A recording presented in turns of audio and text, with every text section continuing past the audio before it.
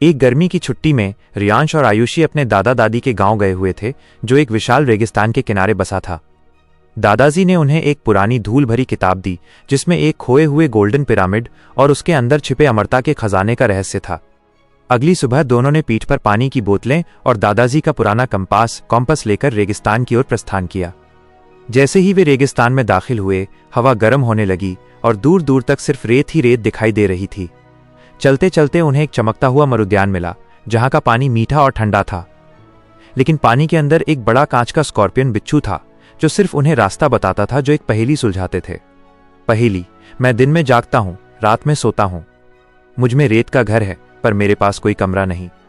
उत्तर: रेगिस्तान। आयुषी ने जवाब दिया और स्कॉर्पियन ने उन्हें एक गुप्त रास्ता दिखाया। गुप्त रास्ते से आगे बढ़ते ही उन्हें एक के बाद एक तेज रेतीले बवंडर का सामना करना पड़ा। ये बवंडर इतने बड़े थे कि पूरे पहाड़ को अपनी चपेट में ले सकते थे। रियांश की योजना: रियांश ने देखा कि बवंडर एक खास पैटर्न में घूम रहे थे। उसने आयुषी का हाथ पकड़ा और सही समय देखकर उन बवंडरों के बीच से सुरक्षित रास्ता पार किया, जैसे कोई वीडियो गेम खेल रहा हो।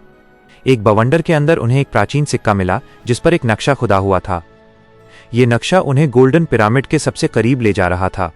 नक्शे का पीछा करते हुए वे एक ऐसी जगह पहुंचे जहां रेत के अंदर से एक विशालकाय रेत का दानव बाहर निकला।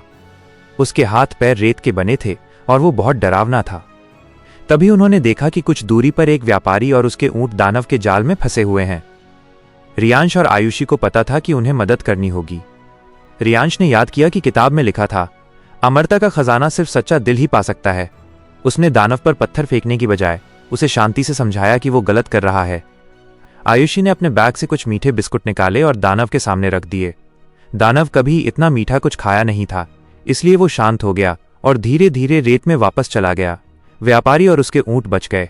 व्यापारी ने खुश होकर रियांश और आयुषी को अपने सबसे तेज ऊंट दिए, जो उन्हें सीधा गोल्डन पिरामिड तक ले गए। पिरामिड की दीवारें सूरज की रोशनी में सोने जैसी चमक रही थीं।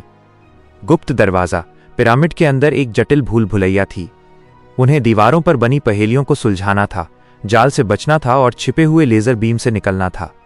सबसे आखिर में उन्हें एक कमरा मिला, जहां एक चमकती हुई सुनहरी घंटी थी। किताब में लिखा था कि इस घंटी को बजाने से अमरता का खजाना मिलता है। रियांश ने घंटी बजाई, लेकिन कोई खजाना नहीं निकला। इसके बजाय पिरामिड की छत पर एक बड़ा संदेश उभरा।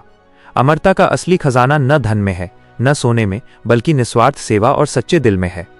रियांश और आयुषी समझ गए कि उन्होंने रेगिस्तान में जो नेक काम किए, वही उनका असली खजाना था। उन्होंने व्यापारी को बचाया, दानव को शांत किया और अपनी यात्रा में हर जगह दया दिखाई। ऊंटों पर सवार होकर वे खुशी खुशी अपने दादा दादी के गांव लौट आए। उनके पास कोई सोना नहीं था, लेकिन एक ऐसी यादें और सबक थे जो किसी भी खजाने से ज्यादा कीमती थे। कैसी लगी आपको ये रेगिस्तान वाली कहानी?